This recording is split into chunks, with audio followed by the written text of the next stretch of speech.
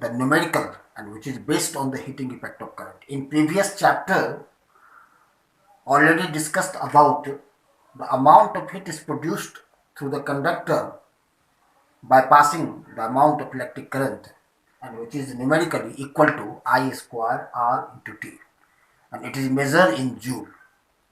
Here I is the electric current, R is the resistance, and T is the time. And for the solving numerical based on the heating effect of current, the various types of problem you have, and we have to know about the how can proceed the numericals and which is based on the heating effect of current.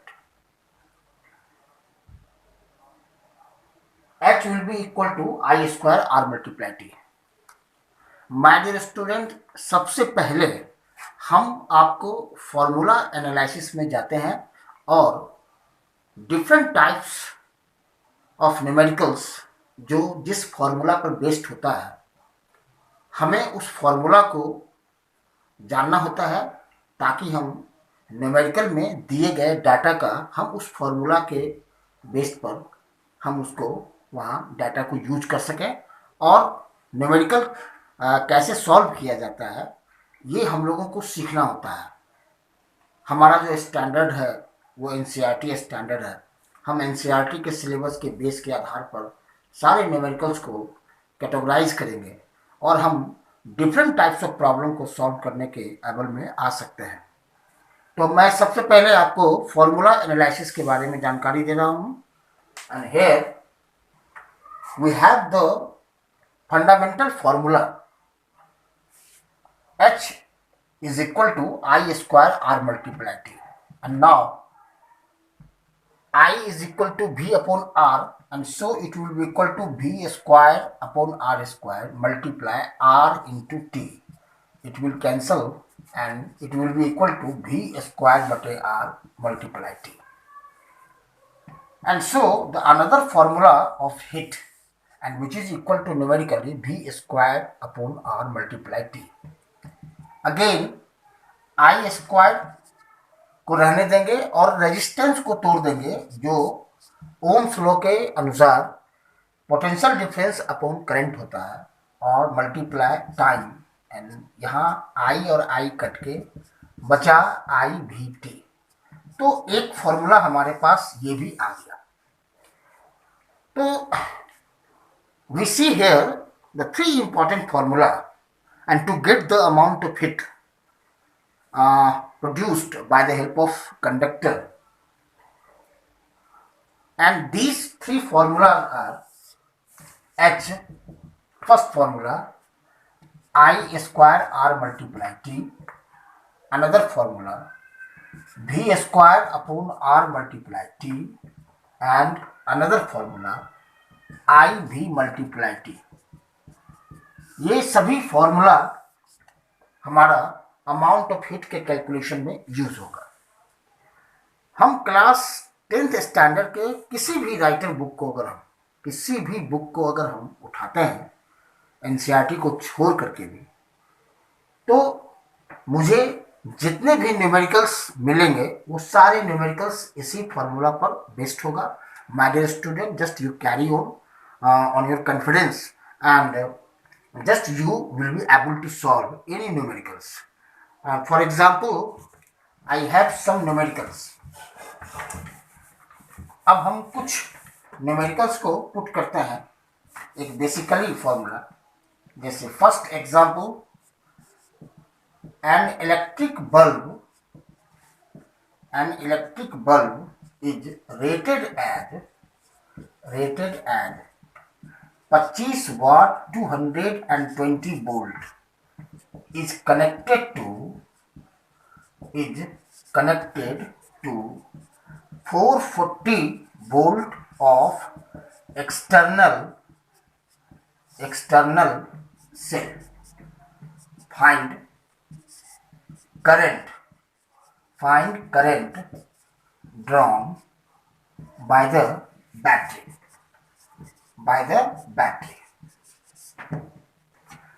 Actually ये formula, ये जो numerical है, वो आपको ये केवल समझना है कि हम इसको प्रोसीड किस आधार पर करते हैं।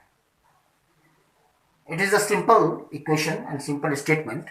An electric bulb is rated as 25 watt and 220 volt is connected to 440 volt of external cell. Find current drawn by the battery.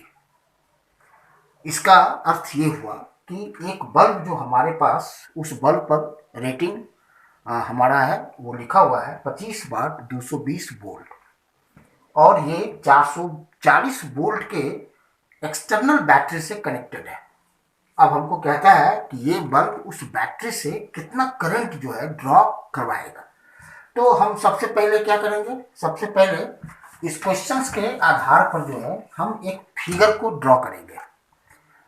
My dear student, to solve any numericals in physics, we have to take an idea. First of all, should draw a figure as according to given statement of questions.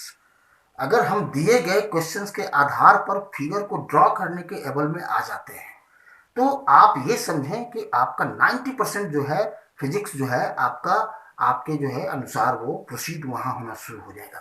तो आप सबसे पहले ये सीखें कि दिए गए numerical के स्टेटमेंट से हम उसको फिगर में ड्रॉ कर लेते हैं। जैसे हम इस क्वेश्चंस को फिगर में मैं ड्रॉ कर रहा हूँ, ध्यान से इसे देखें। मुझे एक बल्ब का बनाना है, एक बल्ब ले लिया हमने, और क्वेश्चन के आधार पर जो इसका रेटिंग है हमने इसको इस तरह से लिख दिया। 25 वाट 220 वोल्ट का रेटिंग बल्ब है, हमने इसको लिख दिया। और मुझे ये कहा जा रहा है इस क्वेश्चन में कि ये बल्ब जो है एक्सटर्नल 440 वोल्ट के बैटरी से ये कनेक्टेड है। अब क्वेश्चन ये कहता है कि ये बल्ब इस बैटरी से जो करंट ड्रॉ करेगा, उस करंट का वैल्यू हम कैसे निकालेंगे। तो सबसे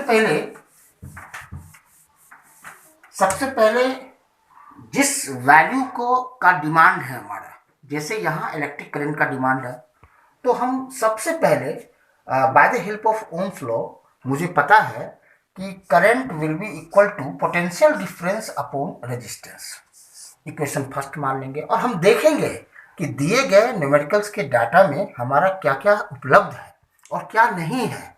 जैसे अब आप देखें यहाँ पर कि ये बल्ब हमारा 440 वोल्ट के एक्सटर्नल बैटरी से कनेक्टेड है, तो हम ये पोटेंशियल डिफरेंस जो है हम बल्ब का कभी भी नहीं दे सकते हैं। अगर हम बल्ब का पीडी अगर पुट करेंगे यहाँ पे, तो हम वहाँ पर गलत साबित हो जाएंगे। तो हमें सबसे पहले, क्योंकि ये करंट का एलिमिनेशन एक्सटर्नल बैटरी से संभव होगा, इसलिए पोटेंशियल डिफरेंस हम यहाँ पर एक्सटर्नल बैटरी का पुट कर देंगे। यानी कि यहाँ पर 440 वोल्ट पुट करेंगे जो हमारा दिया हुआ है as according to given data of potential of external battery here 440 volts हमने पुट किया। लेकिन रेजिस्टेंस हम किसका पुट करेंगे?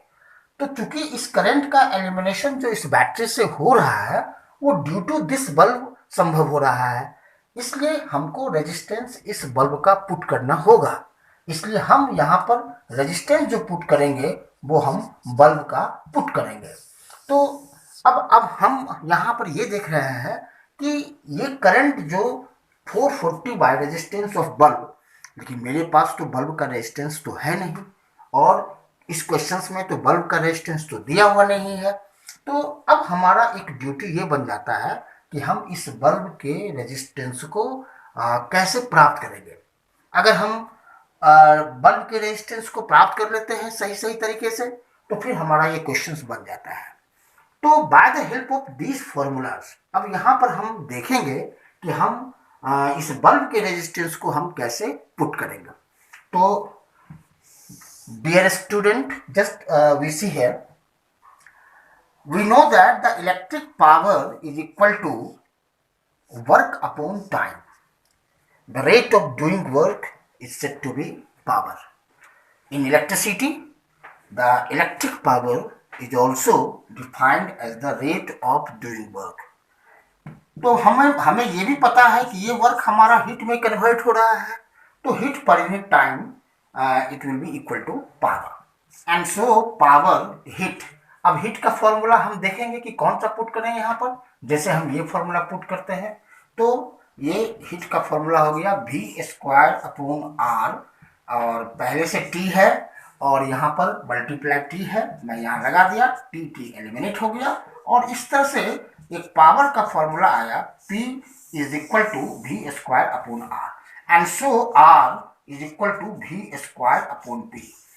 तो माय डियर स्टूडेंट, अब इस रेजिस्टेंस को उठा करके यहाँ पर रख देना है, शिफ्ट कर देना है, putting the value of this resistance here and we will get the value of current, just as I 440 divided by V²/P,